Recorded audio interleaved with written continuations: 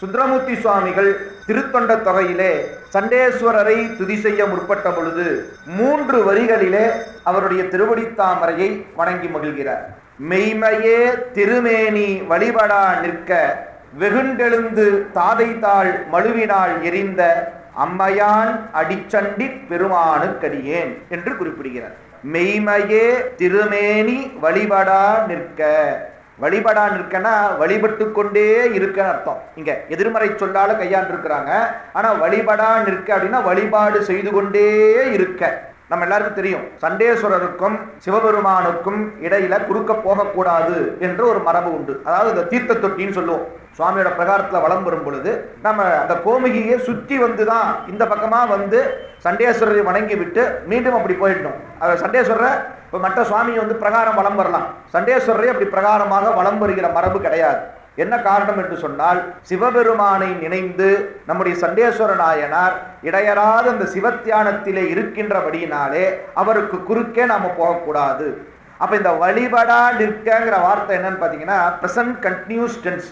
அன்றைக்கு மட்டுமல்ல, ஏதோ இந்த புராண காலம் நடந்த போது மட்டுமல்ல, சண்டேஸ்வர நாயனார் இடையராது எப்போதும் சிவதியானத்திலே சிவ பூஜையிலே ஈடுபட்டு கொண்டே இருக்கிறார் என்பது பொருள்.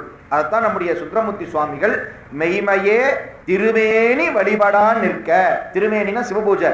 உண்மையாக அந்த சிவலிங்க திருமேனியை வழிபாடு செய்து கொண்டே இருக்கிறார் நம்முடைய சண்டேஸ்வரர் அப்படின்னு பொருள். ஆக அன்றைக்கும் அப்படிதான் செஞ்சார்.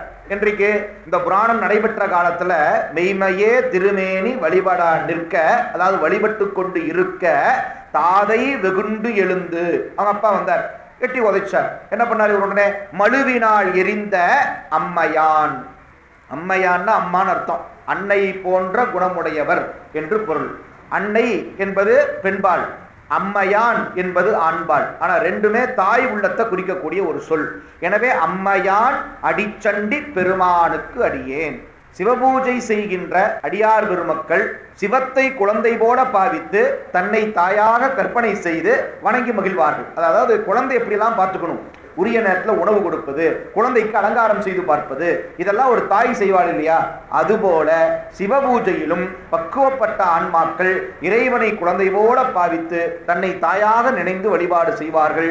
நம்முடைய சண்டேஸ்வரர் அப்படித்தான் செய்தார். அதைத்தான் அம்மையான் என்ற சொல்லால குறிப்பிடுகிறார். எனவே இதையெல்லாம் உள்வாங்கி நம்முடைய நம்பி ஆரூரப் பெருமான் மெய்மையே திருமேனி வழிபடா நிற்க வெகுண்டெழுந்து தாதைதாள் மழுவினாள் எரிந்த அம்மையான் அடிச்சண்டி பெருமானுக்கு அடியேன் என்று குறிப்பிடுகிறார்.